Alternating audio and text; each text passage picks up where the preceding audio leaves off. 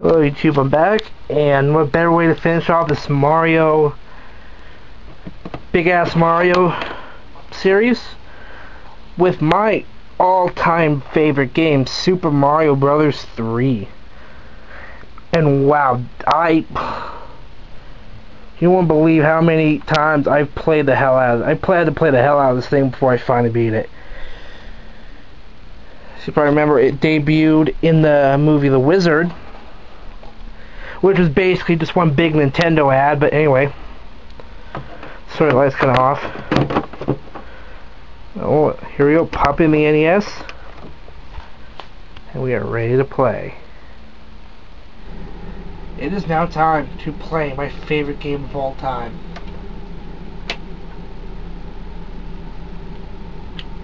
Super Mario Brothers 3.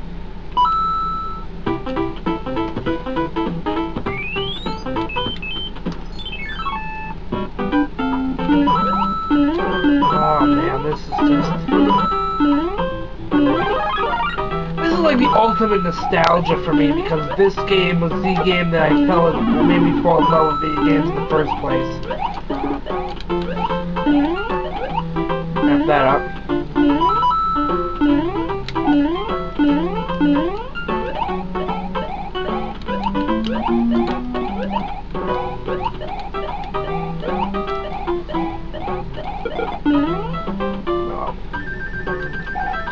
If you can do that, I usually get a couple lives off that, but this is the first time I've picked up this version in a while, or picked up this game in a while, period. But I played the hell out of this one as a kid. From roughly when I was about 5 to when I was about 9.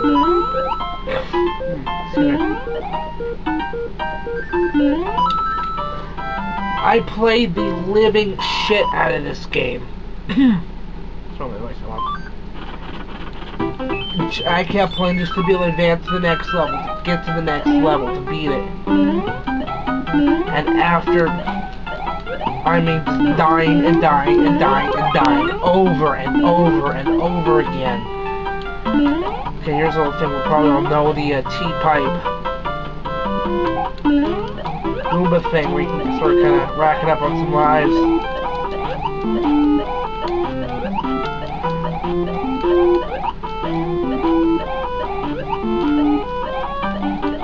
Man, I'm just getting the... I've played a lot of versions of this game. I've played the Mario All-Stars version. I have that on my computer. I have the Game Boy Advance version. So I had several versions of this game because I'm such a fan of this game. If I had to recommend one game for the NES, this would probably be it. Because it's probably, I think the AVGN said it was one of the first games to really come out with a strategy guide. Fuck. Yeah, it's so lost. I'm not gonna be able to get back up that pipe. A lot of games after this kind of copied the style. But yeah, this is like, I believe it was one of the really early games to have a strategy guide. It's that epic. It's that long. You eventually go through 8 worlds with usually about 7 levels apiece, at least. Some were just on one. There's like this first one was really just on one screen, but from this world on it goes up. There's a couple worlds that consist of at least 3 screens.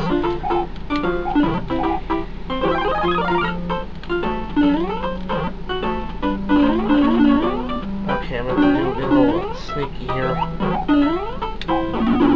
You're basically just seeing how I play the level. Play the game, and I'm kind of eventually develop my own style throughout the whole game. Some of you may play differently than this. I don't know, but this game probably got the most epic introduction for a video game ever on the Wizard. When the Wizard released, everyone got a first peek of it on the big screen. It was like, oh my god. And I don't know how many people at that early stage can see just the very first little bit of it, not realizing how epic this game is going to be. And oddly enough, I have 2 copies of it. So I think I got a double copy for Christmas. I think I already had a copy, and then I got another copy for Christmas. But here's another thing. There's 8 solutions to this, and there's a Game Informer from 2001, roughly, that it lays out all 8 layouts for the match game, which you get after 80,000 points. So every 80,000 points you get this, and I'd really recommend you want don't do this like a whole lot of point farming, just trying to get as much as you can as you go through the level.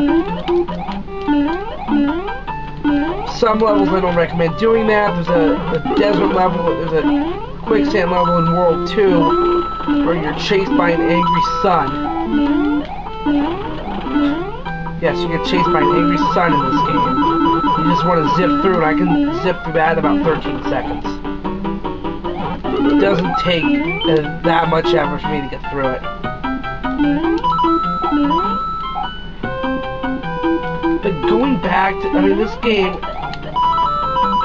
probably if I had never played Mario 3, I'd know how my outlook on gaming would be, but this game, there's really not much I can say that hasn't already been said about this game, period.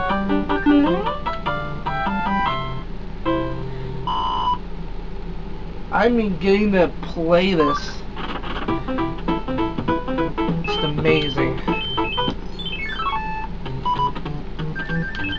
Oh, here, I hate this. I eventually figured it out. Didn't get there. But I rarely got it started on the slot machine thing. We're going one of the mini fortresses, about halfway through the world now. And how I play, I just play right through it. I don't deal with the whistles or anything. Let's see if I can zip through here quick. Yep. Boom! That comes with a lot of practice.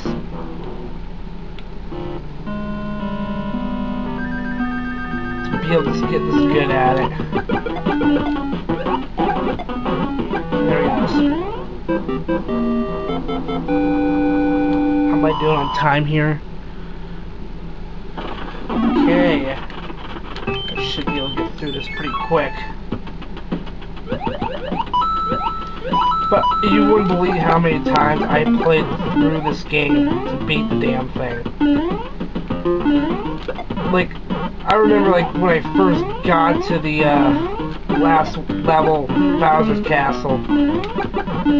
And as I recall, I think I got hit by one of the fucking lasers. I'm like, holy shit, we got lasers. I do also have the Game Boy Advance version of this, where I ended up, because the Game Boy Advance version, you could get new levels off of the e-reader accessory, which failed, unfortunately. Basically how it failed, it was just too expensive to even be useful, because you need at least 2 Game Boy Advances, which ran roughly, I think I got mine for like 80 or 90 bucks. Then you had to buy an e-reader, which was 50 bucks in itself. You also need a GBA link cable, which was another 10 or 15 bucks. And if you end up buying 2 Game Boy Advances, you end up running that at about 160, so it wasn't very cost effective. So it failed. So a lot of the levels that were made were never released in the US. And I managed to find them because I found a ROM save file online. So I was able to find the e-reader levels and play the damn things. And which is really cool. They did some great stuff. They incorporate stuff from other games into it too. So if you get a chance, I'd recommend look for it. I would look for get the Mario Advance 4 ROM, then look for save files, and then it shouldn't be too hard. And here we go. This is another example of the epicness of this game. I mean, you run through levels, and then sometimes you run into the freaking Hammer Brothers, and here we go. Oh, it's terrible. The king has been transformed into a dog. Please find the magic one so we can change him back. Of course I'm gonna go after. Here we go, the airship. So this guy using that ominous, like, evil music.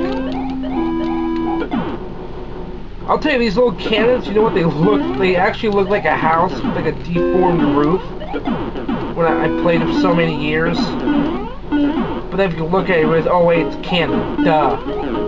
But it literally used to look like a house with like a one half of the roof like deformed. Like it got ripped off in a tornado or some shit.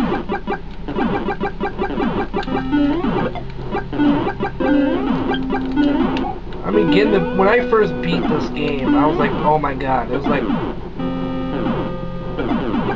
was probably like one of my greatest accomplishments, was beating Mario 3.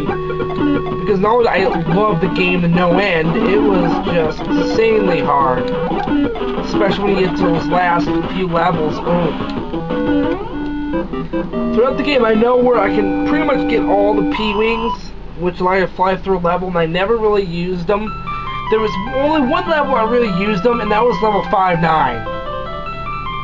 Because I didn't feel like doing all the jumping, so I would just fly through it, avoid the freaking cannonballs of fire, and get through it. Oh, thank heavens, I'm back to my old self again. Thank you so much. Here is a letter from the princess. First, 7. And then when you go into World 8, it's from Bowser. And here's one of the P-Wings right here. And here, desert. Anyway, if you don't own this game, I would definitely recommend finding it.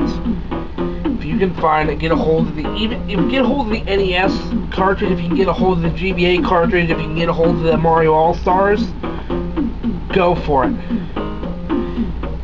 Because this game is an absolute classic. It will always be my favorite game of all time.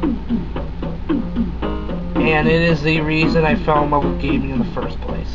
Anyway, that's Super Mario Bros. 3. Pegasus out.